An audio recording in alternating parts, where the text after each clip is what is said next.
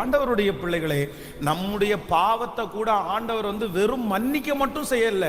நம்முடைய பாவத்தை அவர் மன்னிக்கிற தேவன் மட்டும் இல்ல, நம்முடைய பாவத்தை அவர் மறக்கிற தேவனாய் இருக்கிறார். அவர் நம்முடைய பாவத்தை மறந்ததுனால தான் நம்ம நிறைய பேர் இன்னைக்கு ஜீவனோடையே இருக்கிறோம்.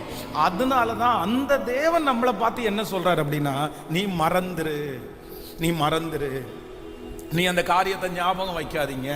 சிலர் சொன்ன வார்த்தை பாருங்க, ஏன் அவங்கள நம்ம பகைக்கிறோம், ஏன் அவங்கள்ட்ட நம்ம பேச முடியல, ஏன் அவங்களுக்கு பழையது மாதிரி நம்ம அவங்கள்ட்ட நெருக்கமா இருக்க முடியலன்னா, அவங்க சொன்ன வார்த்தை 15 வருஷம் முன்னாடி சொன்ன வார்த்தை.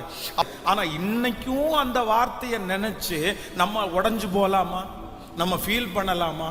அதனால இந்த சத்தத்தை கேட்கிற யாரோ ஒருத்தருடைய வாழ்க்கையில முன்னாடி இருந்த அந்த காரியம் இன்னைக்கு திரும்ப ஞாபகம் வருமானால், கர்த்தர் சொல்றாரு, இல்ல மறந்துருங்க, நான் ஒரு புதிய காரியத்தை உங்களுக்கு செய்வேன் என்று கர்த்தர் வாக்கு கொடுக்கிறார்.